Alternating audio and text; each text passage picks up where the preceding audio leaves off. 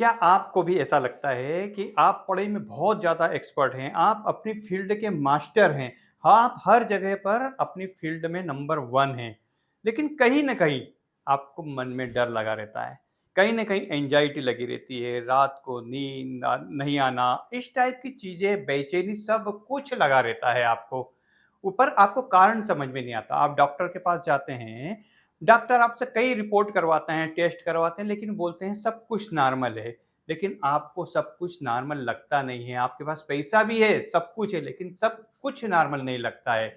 उसका कारण आपका हो सकता है आपकी नाभि में थोड़ी-सी रुकावट हो। अगर नाभि में रुकावट हुई आपकी, तो ये सारी परेशानी होगी। आपको मैं एक कहानी बताता हूँ। कहानी नहीं है, ये मैं आपको एक रियल स्टोरी बताता हूँ। एक लड़की थी नेहा। नेहा हर जैसा मैंने बताया वो हर काम में निपुण थी। हर चीज़ में वो एक्सपर्ट थी, उसके पास पैसा था, अच्छी जॉब अच्छी थी, पर लेकिन भविष्य को लेकर हमेशा चिंता बनी रहती थी। हमेशा चिंता बनी रहती थी क्या होगा? पैसा भी बहुत कुछ है लेकिन रात को नींद नहीं आ रही, उस पैसा का उपयोग नहीं कर पा रहे। उन्होंने कई डॉक्टर को दिखाया लेकिन उसका प्रभाव नहीं पड़ा। लेकिन होता क्या है, एक बार उसे कहीं से पता होता है या मेरी वेबसाइट से पता होता है कि मैं भी इस हीलिंग प्रोसेस करवाता हूँ। वो मेरे पास आईं, मुझसे कॉल पे बात करी उन्होंने 1 टू 1। मैंने उनसे बातचीत करी, उनकी सारी समस्याएँ जानी। मैंने उनकी पास्ट हिस्ट्री जानी, उनकी मम्मी की हिस्ट्री जानी, उनकी नानी की हिस्ट्री जानी, उनके पिताजी की हिस्ट्री जानी। जब मुझे पता पड़ा है कि जब वो गर्भ में थी माँ के, उस वक़्त क्या होता है कि वो उनको बहुत सारी परेशानियों का सामना करना पड़ा था। उनके पापा को बिज़नेस में बड़ा लॉस हुआ था, वो पैसों की परेशानी से जूझ रहे थे। इस दौरान क्या होता है, माँ चिंतित रहती थी हमेशा और उनको भी रात को नींद नहीं आती थी, एंग्जायटी हमेशा रहती थी, मेरा क्या होगा, बच्चों का क्या होगा? तो लेकिन वो सारी चीज़ें उस नाभि के द्वारा उस नेहा की नाभि में आ गई। तो जो ये चीज़ें थी सब उसको डर, जो सब चीज़ें आपके गर्भ में थी, डर होना, सब चिंता होना, सब कुछ चीज़ एक व्यक्ति दूसरे व्यक्ति को देता है। जब मुझे ये पता पड़ा, मैंने जब उन्हें नाभि चेकिंग करी तो उसके अंदर ब्लॉकेज मिला, मतलब उसके अंदर रुकावट मिली। जब उसको हील किया तो उसने 21 दिन में ही इसका बहुत ज़्यादा परिवर्तन मिला। तो इस तरह की चीज़ें आपके साथ हो सकती है, इसलिए आप अगर नाभि का इंतज़ाम करेंगे, नाभि को भी अपनी दुरुस्त रखेंगे, तो आपको इस तरीके से चिंता और फ़िक्र से दूर हो जाएँगे। ये क्या होता है, एक ये तो थी कार्मिक मेमोरी, हमारे शरीर में एक कार्मिक मेमोरी रहती है। कार्मिक मेमोरी क्या होती है? कार्मिक मेमोरी ये मैं बताता हूँ आपको कि जो हमारे कर्म हैं, पिछले 14 जन्मों के कर्म, आजकल के लोग इस चीज़ को नहीं मानते लेकिन वेद, पुराण सब में लिखा है कि हमारे जो कर्म हैं, वो कर्म जीन्स टू जीन्स हमारे पास आते रहते हैं। कहते हैं ना कि किसी को कोई बीमारी थी तो डॉक्टर पूछता है कि आपके दादा-दादी को थी ये बीमारी या आपको मम्मी-पापा को थी, वो पूछते यही हैं। वो साइंटिफिक रूप से भी सिद्ध हो चुका है कि एक चीज़ व्यक्ति से दूसरे व्यक्ति में ये चीज़ पहुँचती है। हो सकता है इस पीढ़ी में वो नहीं पहुँची लेकिन अगली पीढ़ी में पहुँच जाएगी, तो जो हमारे पुराने कार्मिक मेमोरी जो हमारी नाभि में रहती है, हमारा नाभि ऊर्जा का सबसे बड़ा तंत्र रहता है और उसको मेमोरी रहती है उसके अंदर। उस कार्मिक मेमोरी के कारण हमारे भय, चिंता, डर सब कुछ रहता है। लेकिन अगर आप बचपन में हैं और बचपन में जैसे आपने सुनी होगी कथा कि जब अर्जुन ने अपनी पत्नी को बताया था कि जब उनने बताया था चक्रव्यूह की पूरी घटना बताई थी। तो जब वो गर्भ में था, जब भी वो सब कुछ सीख गया था, वो ऐसा ही होता है कार्मिक मेमोरी एक से दूसरे के पास आती है। तो जब हम जन्म के अंदर रहते हैं, हमारी नाभि के अंदर सारी चीज़ें पहुँच जाती हैं या फिर हम बचपन में भी रहते हैं, उस वक़्त क्या होता है, बचपन में बच्चे को माँ-बाप डाँटते हैं कि तू ऐसा नहीं कर पाएगा, तेरे से ऐसा नहीं होगा, पैसे पेड़ पे नहीं उगते हैं। तो वो मेमोरी हमारे दिमाग के अंदर बैठी रहती है और वो जब बड़ा होता है बच्चा, जब बच्चा बड़ा होता है तो इन चीज़ों से ही बड़ा होता है कि मैं ये नहीं कर पाऊँगा। जैसे बच्चे की हैंडराइटिंग कुछ खराब है, तो माँ-बाप उसको चिल्लाते हैं बचपन से ही कि तू तेरी हैंडराइटिंग इतनी खराब है, तो क्या करेगा आगे चलकर? तो उसके मन में एक भय बैठ जाता है। अगर वो ही माँ-बाप उसको बच्चे को ये बोले, "बेटा तेरी हैंडराइटिंग तो ऐसी है, हो सकता है आगे चल के तेरा कोई डॉक्टर बनने का प्लान है।" बच्चा कितना खुश होगा वो। आपने उसको पॉजिटिव रूप में जोड़ दिया। उसको बोला कि तू आगे चल के डॉक्टर बनने का प्लान है क्या? उसके मन में आपने एक लगा दिया कि अरे मैं डॉक्टर बन सकता हूँ, मैं डॉक्टर बन सकता हूँ, मैं डॉक्टर बन सकता हूँ। क्या हो गई? ये पॉजिटिव मेमोरी उसकी नाभि में गई और बच्चा उस दिशा में काम करने लगा। या तो उसको एक झापड़ देंगे और उसको बच्चे चल तेरी हैंडराइटिंग ठीक कर, उसको रोज हैंडराइटिंग ठीक करवाएंगे, उसके मन में एक चीज बैठ जाएगी कि मैं ठीक नहीं हूँ। एक जैसे बच्चा बहुत ज्यादा बोलता है, बहुत ज्यादा बोलता है, बहुत ज्यादा बोलता है, चुप ही नहीं होता है, उसके माँ बाप बोलते कितना बोलता है, सर को बहुत सारी चीजें बोली जाती, लेकिन वही माँ बाप उस बच्चे को बोल रहे बेटा तू कितना बढ़िया बोलता, आगे चल के एंकर बनेगा क्या, या आगे चल के कोई गायककार बनेगा क्या, या आगे चल के कोई बड़ा नेता बनेगा क्या, या आगे चल के कोई बड़ा प्रेजेंटेशन देने वाला व्यक्ति बनेगा क्या। उसको कितना ज्यादा अच्छा लगेगा। उसको फिर प्यार से समझाया जाए कि बेटा अभी हमें धीरे धीरे से इसको इम्प्रूव होना है, तो बच्चे में कॉन्फिडेंस भी आएगा, डर भी नहीं बैठेगा, और वो बच्चा इसी स्किल को लेके आगे बढ़ेगा। उस स्किल के साथ जब आगे बढ़ेगा तो उसकी जो कार्मिक मेमोरी है, उसकी नाभि की मेमोरी में वो घर कर जाएगी, और जब बड़ा होगा वो, तो वो बड़ा उसके मन में सारी पॉजिटिव चीजें रहेगी, कि सारी पॉजिटिव चीजें उसके मन में रहेगी।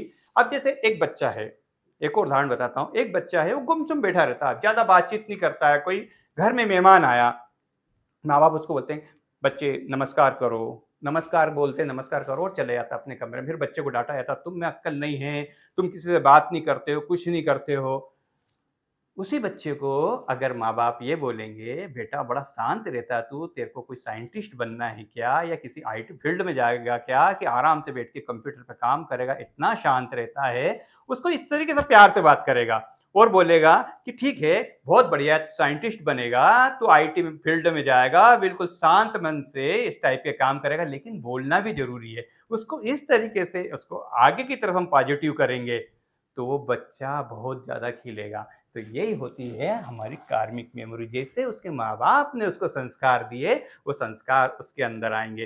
तो वो जब बच्चे बच्चे की नाभि में से बचपन से चीज घुस जाती है, या जो माँ के गर्भ में रहता है उस वक्त ये चीज घुस जाती है उसके मन में, उस वक्त उसकी माँ ने भी ऐसा महसूस किया है तो बच्चा भी ये महसूस करेगा। तो यह चीज आपको बड़ी दुखदाई रहेगी। या फिर पास्ट ट्रोमा है, या आपके साथ बचपन में कुछ घटना घट गई जो घटनी नहीं थी, वो आपके दिमाग में बैठी हुई है और आप हमेशा फियर में रहते हैं, एंजाइटी में रहते हैं, सब चीज़ों में रहते हैं, वो भी आपकी नाभि को असंतुलित कर देती है। जब ये चीज़ नाभि को असंतुलित करती है तो दुनिया का कोई भी डॉक्टर आपको ठीक नहीं कर सकता है। उसको कर सकता है तो एक नाभि हीलिंग प्रोसेस होती है, वो कर सकती है, आपकी आपकी ब्रीथ कर सकती है। जो आपका चक्रा होता है, एक मणिपुर चक्रा के ऊपर सारा चीज़ है, जो मैंने मेरे वीडियो में दिखाया गया है। मणिपुर चक्र के बारे में पूरी चीज मैंने बताई है उसके अंदर। तो आपका ये मणिपुर चक्र से रिलेटेड चीज रहती है। हम जब इसकी हीलिंग प्रोसेस में जाएंगे तो आप देखेंगे कि इसमें बहुत ही अच्छे रिजल्ट मिलते हैं। अगर आप भी इस चीज से आप भी इस चीज से अगर जूझ रहे हो तो मेरी वेबसाइट पे संपर्क कीजिएगा या मुझे मेल कीजिएगा, तो मैं आपको बताता हूँ इससे हम बाहर कैसे निकले। तो बाहर निकलने के लिए आपको एक छोटी छोटी सी कुछ मैं टेक्निक बताता हूँ। अगर उस टेक्निक को आप करेंगे तो उस टेक्निक से भी बहुत आगे चल के दूर हो जाएंगे। आपको करना है ये, सुबह सुबह आपको एक आराम से जगह पे बैठना है, जो बिल्कुल शांत जगह हो।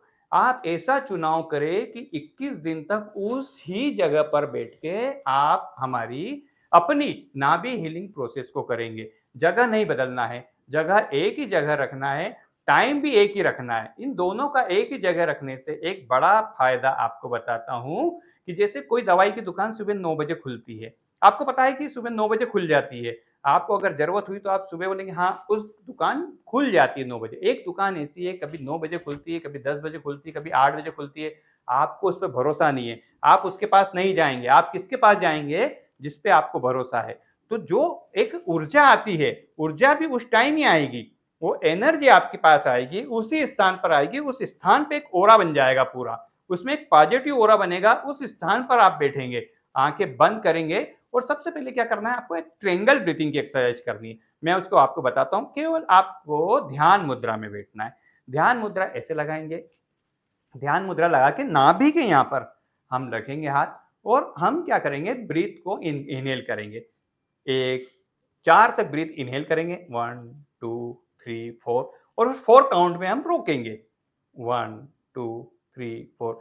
फिर 4 काउंट में उसको रिलीज करेंगे, फिर वापस 4 काउंट में सांस लेंगे, फिर 4 काउंट में रोकेंगे, फिर 4 में रिलीज करेंगे। ऐसे करके 3 राउंड करेंगे। फिर अगले दिन हम क्या करेंगे, 4 मिलेंगे, 1 2 3 4, फिर 6 में रोकेंगे, 1 2 3 4 5 6 और 7 में छोड़ेंगे।